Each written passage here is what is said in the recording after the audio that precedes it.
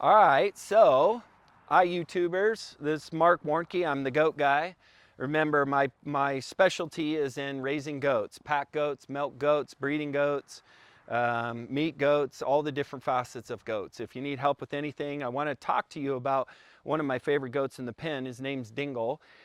But if you need any help with that, we have courses online. We have a goat club membership where you can watch over my shoulder as I am taking care of a herd of over 41 goats that are breeding, milking, doing all the different facets, and I'll teach you everything you need to know about goats in short order. So you can find that on PackGoats.com, and as well as all the other courses on how to raise goats. So I want to talk to you about Dingle, because Dingle's super cute and he's got a really neat disposition.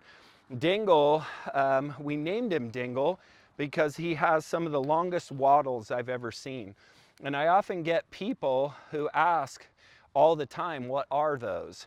So these are just a genetic trait that will follow through. He'll usually throw about 3/4 of his babies that he had Dingles as well. And I just lovingly call them Dingles, but they're waddles. So we named him Dingle because when he ran when he was a baby, they would literally flap out on the side, and he had the greatest waddles ever. So we called him after it. He's about 215 pounds right now. He's a little thin from having been on the trail. He's only 3.5, so he's not full grown yet. And he's just a beautiful, big, amazing goat. Dingle works hard on the trail. He's not one of my like head of the string, indispensable, oh my God, but he's solid. He makes my A team. He's really, really good, and he's loving and kind. He has a tendency to be kind of the king in his little group of 3-year-olds. So he kind of runs the show, you know, bigger is better, especially when it comes to horns and size and goats, but there's a lot in attitude too. And he is a full Alpine and has that attitude. What I like about Dingle is that he's just always one of those first goats over, and he loves love. He also is a little bit of a pain in the butt because occasionally when you're trying to give love to others, he'll come and kind of clear everybody out, so he's the only one getting love. And he does love scratches back here. He'll actually lean into them, and he's just a super nice goat. So this is Dingle, one of the most beautiful Alpines I have in the herd. He has the body to leg ratio that we breed for and that we look for. So he's not as deep in his body as he is as long on his legs.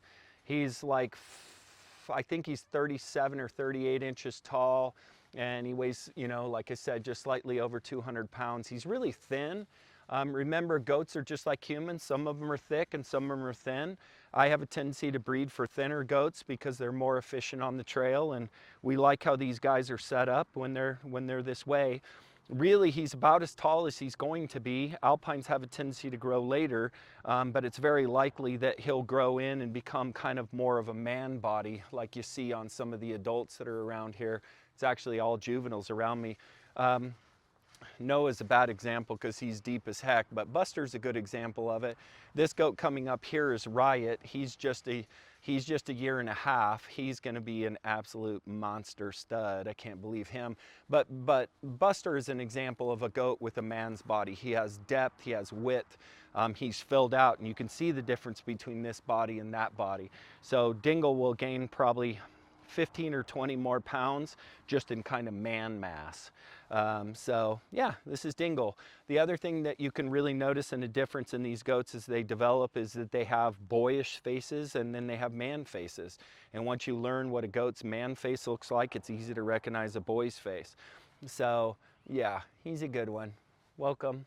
I'm glad you're willing to kind of watch these special goats that we're so in love with here, and Dingle's one of the good ones, aren't you, buddy? All right, Marc Warnke, the goat guy, signing out.